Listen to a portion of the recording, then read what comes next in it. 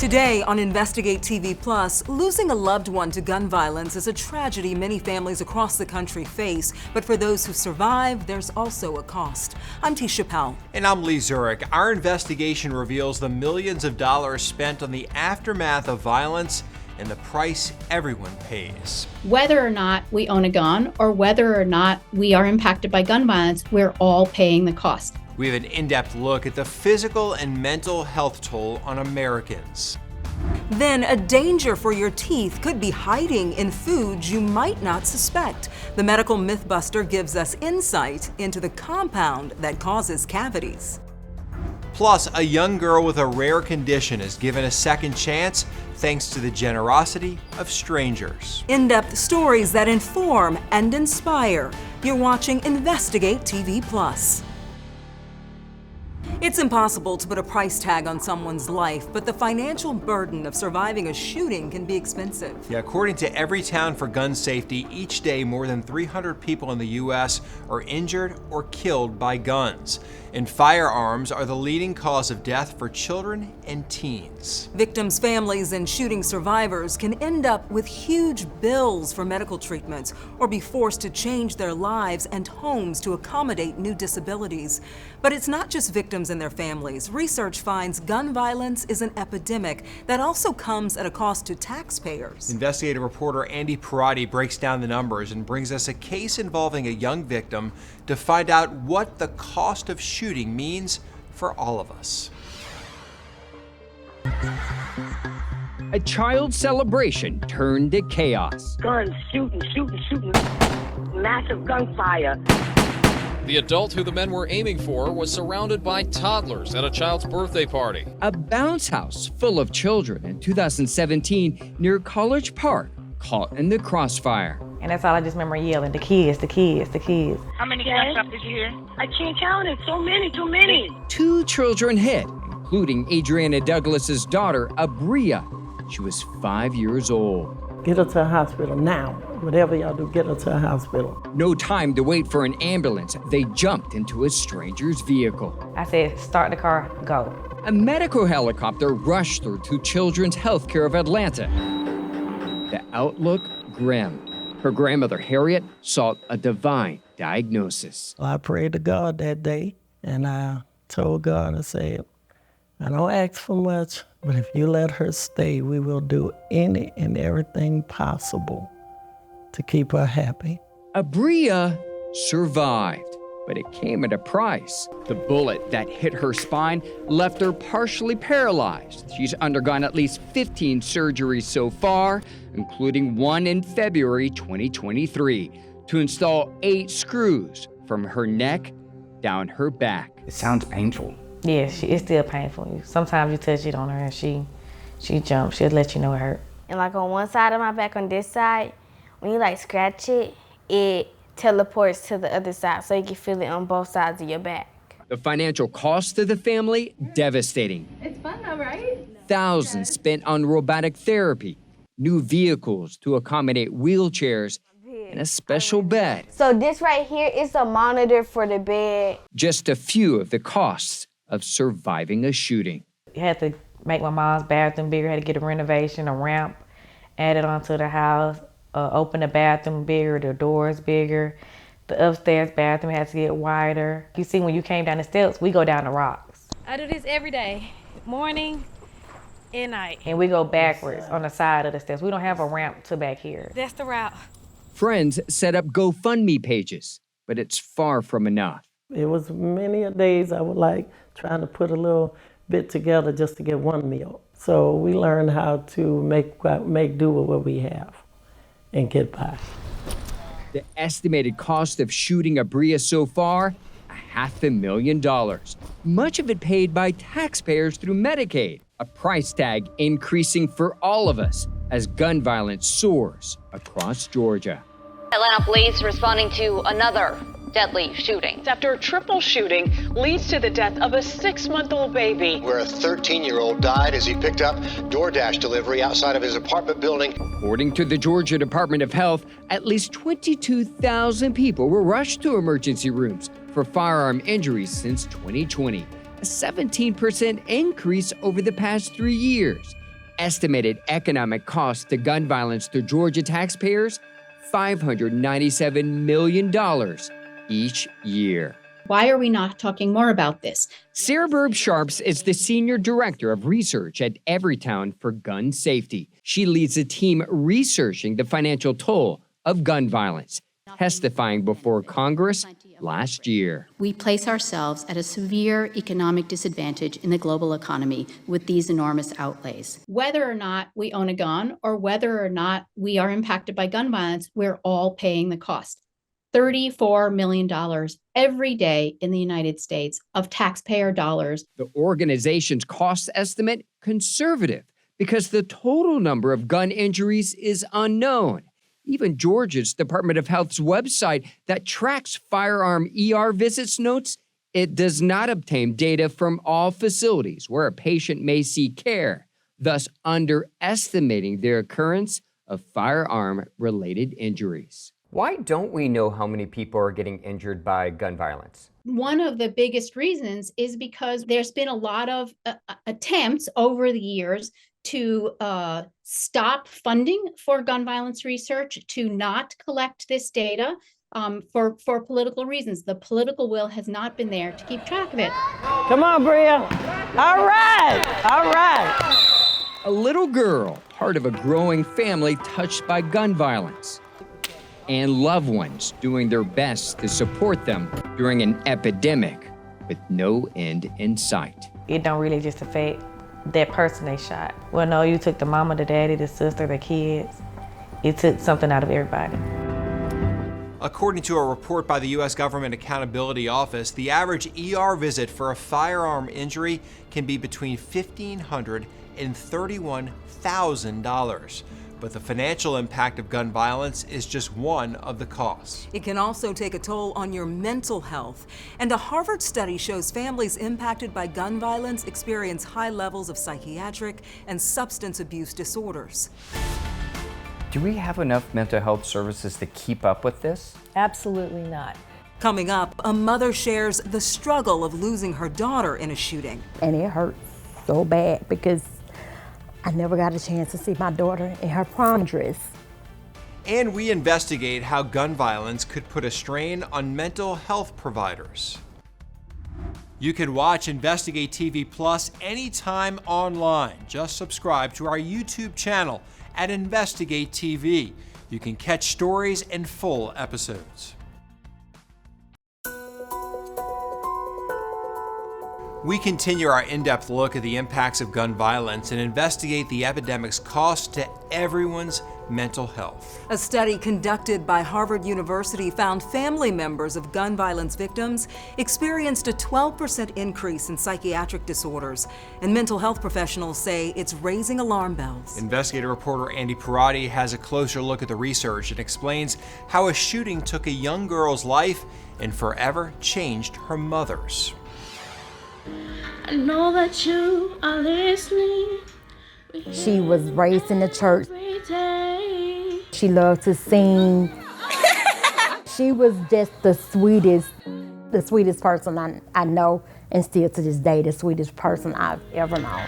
Father, please hear us. A proud mother raves about a daughter she'll never get to see grow up. In January 2016, Katara Ham returned to her South Fulton home to find tragedy at her front door. And I looked down, and she was literally at my feet.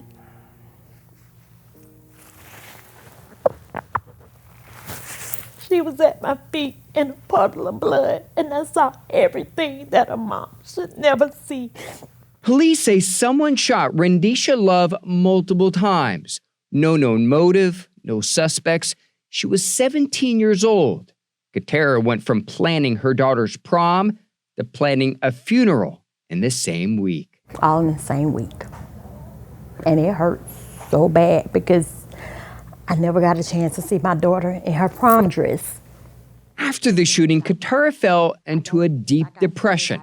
I take like 2 or 3 for antidepressants. She lost her hair, was hospitalized after doctors found blood clots in her lungs, and now takes multiple medications for the condition. That I have to take every day for the rest of my life. All directly linked, according to doctors, to the stress of losing her daughter, the mental health cost of shooting Rendisha. And the doctors told me if I continue to keep stressing, I'm going to kill myself. According to state and county records, Rendisha is one of at least 339 children who have died by gun violence in Georgia over the past 3 years, each shooting impacting the mental health of multiple generations. A new study released by Harvard researchers last year found gun violence survivors experience a 50% increase in psychiatric disorders and an 85% increase in substance use disorders. Family members, when a loved one dies, are dramatically impacted for their entire lives. Dr. Nadine Caslow is the vice chair of Emory University's Department of Psychiatry and the past president of the American Psychological Association. Big picture, as gun violence increases, what's the ripple effect for our country? Well, I think the ripple effect for our country is that people are more on edge. People are more mistrustful. People feel less connected in their communities. They feel less of a sense of belonging often in the workplace, in the schools, and it traumatizes whole communities. Dr. Caslow says the increase in mental health disorders means a rise in antipsychotic prescription drugs, too. Do we have enough mental health services to keep up with this? Absolutely not. There is a huge disparity between the need for mental health services and the available mental health services. The consequences are people aren't getting the help that they need.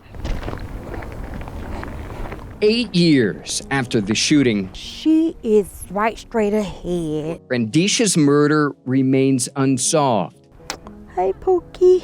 compounding the cost of gun violence and a grieving mother. When you see a story on the news about someone shot or someone losing someone to gun violence, what goes through your mind?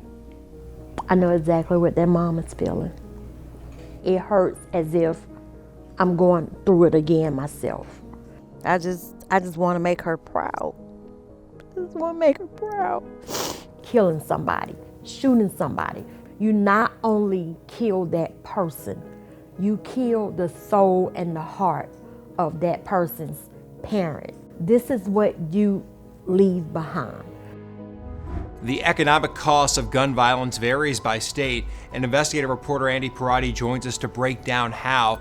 Andy, advocates for gun safety say different gun laws across states could play a role. Lee Sarah Burb Sharps with Everytown for Gun Safety believes so. For example, in Georgia, the average cost per resident is more than $2,000.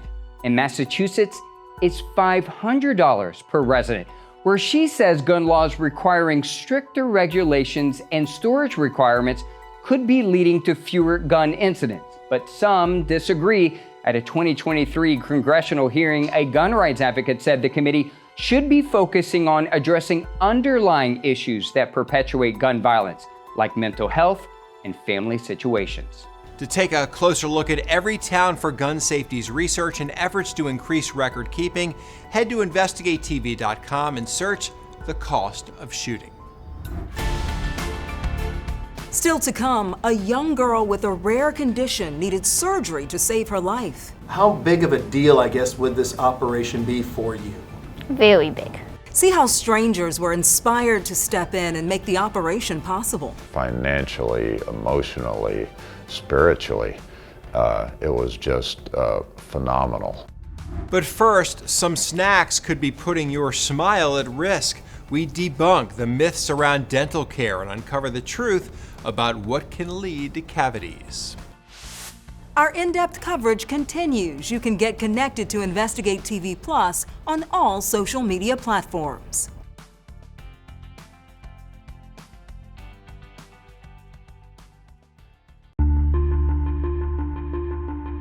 The World Health Organization calls tooth decay a major health problem as it's the most common non-communicable disease. In the U.S., the CDC reports more than 80% of people will have had at least one cavity by the age of 34, and a quarter of adults under the age of 64 have untreated cavities.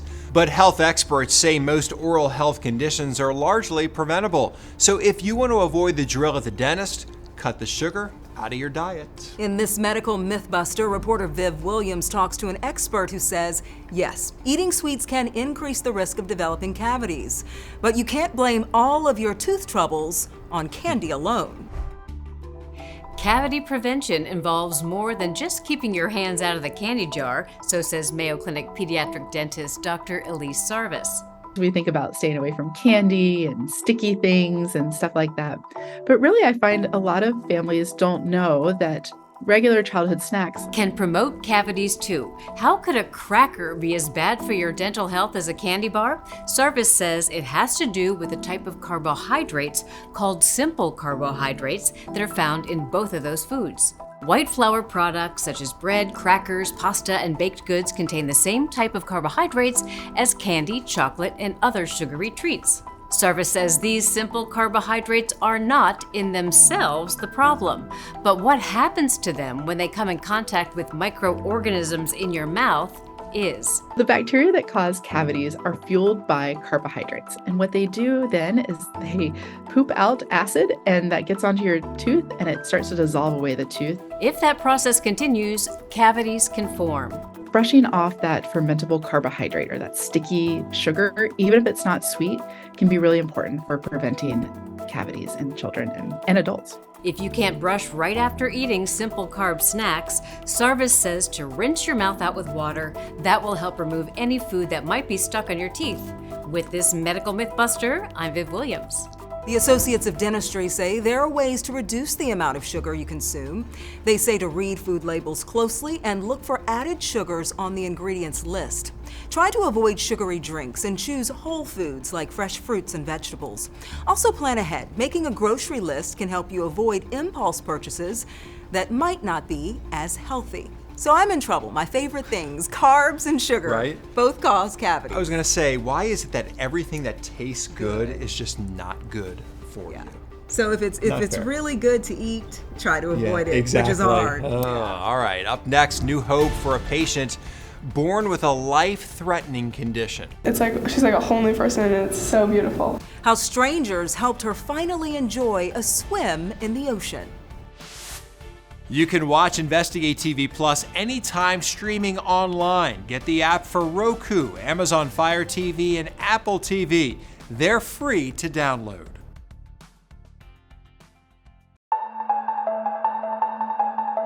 There's a genetic mutation that you can inherit from your parents, and most of the time, they don't even know about it. The rare condition is known as Marfan Syndrome. About 1 in 5,000 people have it, and it can have serious life-threatening complications. But treatment options can be costly, and some people are not able to afford it.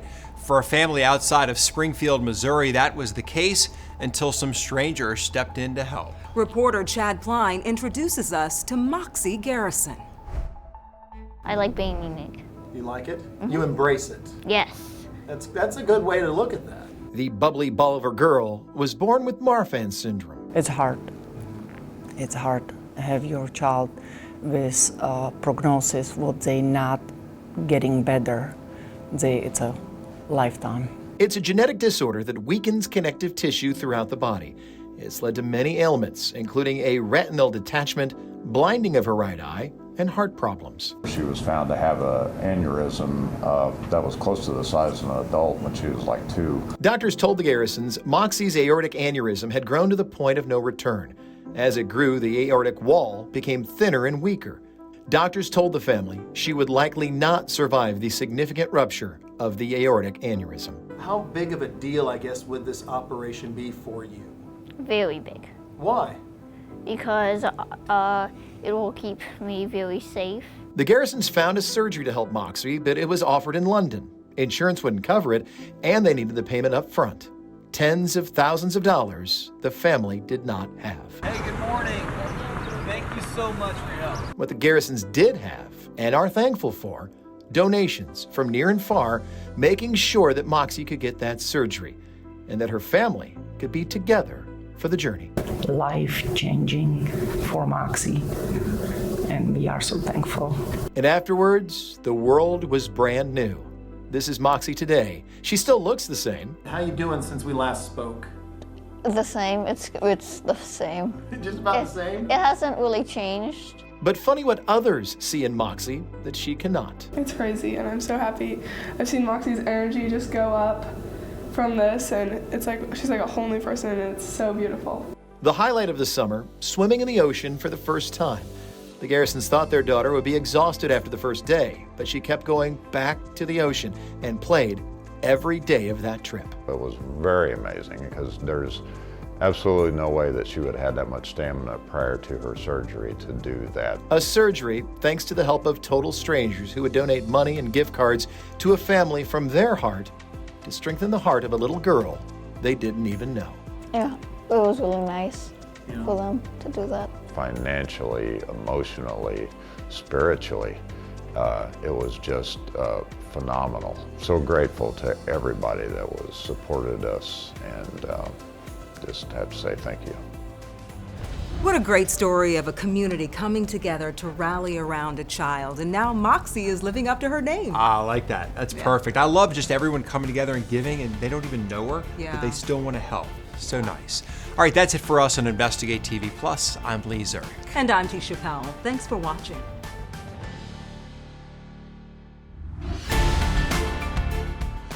On the next Investigate TV Plus, inmates are dying at alarming rates nationwide. We're going to get this right. We want to do it right because these are people's family members, brothers, sisters, loved ones, friends, our community. We take an in-depth look at the technology that's designed to save lives, but also raising privacy concerns. Having additional tools for correctional facilities to be able to monitor that on the health-related context makes sense. But what happens with these technologies is there's an enticement to use it for other stuff.